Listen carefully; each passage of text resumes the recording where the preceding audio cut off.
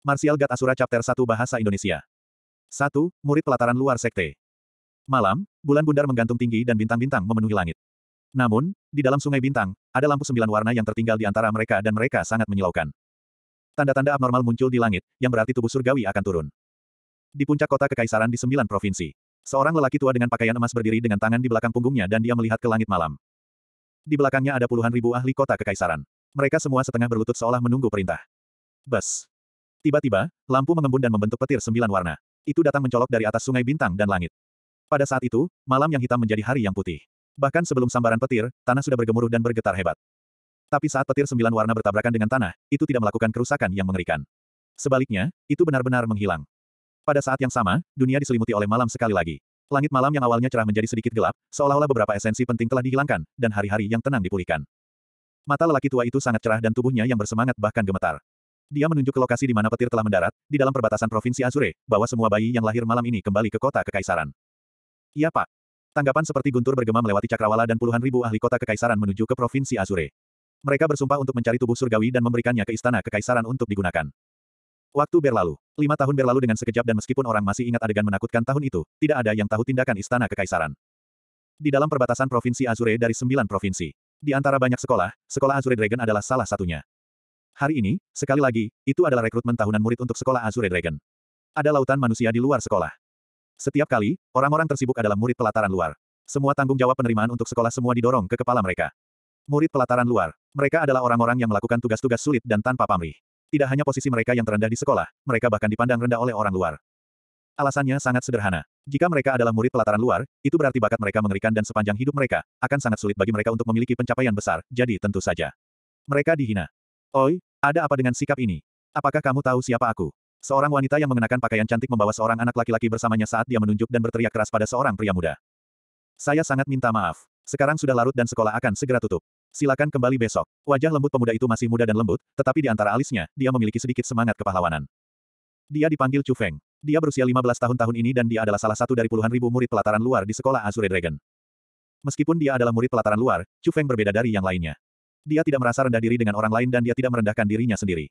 Dia tidak merasa takut atau takut saat merawat orang lain dan dia sangat tenang. Kembalilah besok, kau pikir aku idiot. Ini adalah pegunungan, di mana Anda bahkan akan membiarkan kami tidur. Kamu harus mengatur tempat tinggal untukku, atau aku akan pergi mencari orang tuamu untuk alasan. Wanita itu tidak mendengarkan dan tidak peduli. Dia bahkan meraih pakaian Chu Feng. Chu Feng, apakah kamu mengalami masalah? Tapi tepat pada saat itu, suara manis bisa terdengar. Melihat ke arah itu, seorang wanita muda yang mengenakan pakaian ungu sedang berjalan. Meskipun ada senyum tipis di mulutnya, matanya tajam dan mereka menatap wanita itu dengan erat. Saat dia melihat wanita muda itu, warna wajah wanita itu langsung berubah dan ekspresi ketakutan yang kuat menyembur keluar. Itu bukan karena hal lain. Itu hanya karena wanita muda itu mengenakan jubah ungu, dan itu adalah tanda dari murid-murid dalam. Wanita itu diam-diam mengutuk. Dia awalnya berpikir dia bisa menggunakan statusnya untuk mempersulit pria muda di depannya. Siapa yang mengira bahwa pemuda biasa-biasa saja di depannya mendapat dukungan dari murid dalam? Murid dalam adalah eksistensi yang tidak bisa dia sakiti. Bukan apa-apa, aku hanya menanyakan beberapa hal darinya. Wanita itu menjelaskan sambil tersenyum. Wanita muda itu memelototinya dan hanya mengucapkan satu kata, enyahlah. Pada saat itu, tubuh wanita itu hanya bisa gemetar dan wajahnya sudah pucat pasi.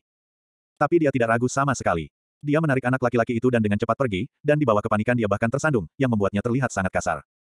Melihat itu, Chu Feng tanpa daya menggelengkan kepalanya dan berkata dengan sopan kepada wanita muda di sebelahnya, terima kasih banyak, Chu Yue. Tidak perlu terlalu sopan, kita keluargakan. Chu Yue agak tidak senang. Dia benar. Mereka memang keluarga. Mereka berasal dari keluarga yang sama, Chu. Chu Yue adalah sepupu Chu Feng, dari garis saudara ayah Chu Feng dan dia hanya 1 tahun lebih tua dari Chu Feng. Namun, Chu Yue sudah lulus ujian murid dalam 3 tahun yang lalu dan menjadi murid dalam. Dia sekarang berada di alam roh tingkat keempat. Kita harus mengikuti aturan sekolah. Chu Feng berkata dengan senyum cemerlang. Catatan, yang dia maksud dengan mengikuti peraturan sekolah adalah menghormati senioritas, sebagai murid pelataran dalam lebih senior dari murid pelataran luar. Melihat Chu Feng berperilaku seperti itu, hati Chu Yue sakit. Chu Feng, apakah kamu masih tidak akan berpartisipasi dalam ujian murid dalam tahun ini? Atau apakah Anda masih belum mencapai alam roh tingkat 3? Chu Feng tidak menanggapi dan senyum tipis masih tergantung di wajahnya. Tidak ada yang tahu apa yang dia maksud. Melihat itu, Chu Yue melepas tas dari pinggangnya dan meletakkannya di tangan Chu Feng, sempurnakan. Mungkin itu akan membantumu menembus level ketiga. Chu Feng membuka tas dan seketika, energi spiritual yang kuat terpancar darinya. Saint Spirit Grace yang terang, berkilau, dan transparan seukuran jari diletakkan di dalamnya. Chu Yue, ini terlalu berharga, aku tidak bisa menerimanya. Chu Feng buru-buru mengembalikannya ke Chu Yue. Rumput roh suci. Itu seperti obat mujarab untuk pelatihan bela diri dan itu sangat berharga. Itu memiliki kegunaan yang tak ada habisnya bagi mereka yang berada di alam roh. Untuk meningkatkan kecepatan pelatihan mereka, keluarga Chu akan menambahkan satu rumput roh suci kepada anggota keluarga Chu setiap tahun. Chu Yue juga dilengkapi oleh keluarga, tetapi dia tidak menggunakannya dan memberikannya kepada Chu Feng. Itu benar-benar menggerakkan Chu Feng, jadi dia benar-benar tidak bisa menerimanya. Ketika saya mengatakan saya memberikannya kepada Anda harus menerimanya. Bagaimanapun, kamu adalah adik laki-lakiku. Chu Yue sedikit kesal. Oh, kapan kamu begitu murah hati dan bahkan mulai memberikan rumput roh suci kepada orang-orang? Dengar, aku juga adik laki-lakimu, dan kebetulan, aku hampir mencapai terobosan ke alam roh tingkat keempat. Bagaimana kalau kamu memberikan rumput roh suci kepadaku? Seorang pria muda seusia Chu Feng berjalan mendekat dan dia juga mengenakan pakaian murid pelataran dalam. Dia dipanggil Chu Zhen dan dia juga dari keluarga Chu. 5 tahun yang lalu, dia memasuki sekolah Azure Dragon bersamaan dengan Chu Feng. Namun, ia menjadi murid dalam 2 tahun yang lalu. Chu Zhen, kamu telah menembus alam roh tingkat 3 dan berhasil memadatkan energi spiritual. Bahkan jika Anda tidak memiliki rumput roh suci ini, Anda dapat naik peringkat dengan cepat. Tapi Chu Feng belum memadatkan energi spiritual, jadi rumput roh suci ini lebih penting baginya. Chu Yue secara paksa meletakkan rumput roh suci ke tangan Chu Feng. Ya, kamu benar, tapi sayangnya dia tidak menginginkannya. Chu Zhen merentangkan tangannya dan mencibir. Siapa bilang aku tidak menginginkannya? Tapi kemudian, Chu Feng dengan ringan tersenyum dan tanpa terkendali memasukkan Saint Spirit Grace ke dalam sakunya sebelum berkata, Chu Yue, aku akan meminjam Saint Spirit Grace ini. Di kemudian hari saya akan mengembalikannya 2 kali lipat. Oke. Melihat bahwa Chu Feng menerimanya, Chu Yue sudah senang, jadi dia hanya menjawab secara acak dan tidak peduli apakah Chu Feng akan mengembalikannya atau tidak. Jika Anda mengambilnya lalu mengapa mengembalikannya? Memberi Anda rumput roh suci ini untuk Anda gunakan sangat sia-sia. Wajah Chu Zhen terlihat sangat jelek. Chu Feng hanya tersenyum dan mengabaikannya. Dia kemudian berkata kepada Chu Yue, saya akan berpartisipasi dalam ujian murid dalam tahun ini. Kamu. Jika Anda dapat lulus ujian murid dalam, saya akan memberikan rumput roh suci tambahan tahun ini kepada Anda. Chu Zhen menatap Chu Feng dengan jijik. Benarkah? Chu Feng tidak benar-benar percaya. Chu Yue akan menjadi saksinya.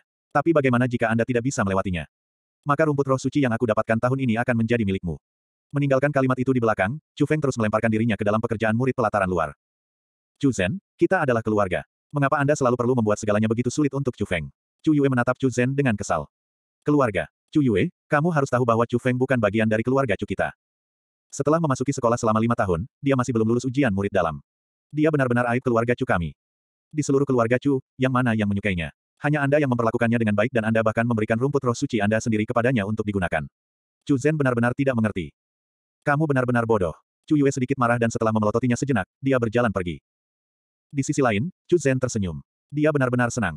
Meskipun dia tidak mendapatkan rumput roh suci Chu Yue, dia tahu bahwa tahun ini, rumput roh suci Chu Feng pasti akan menjadi miliknya.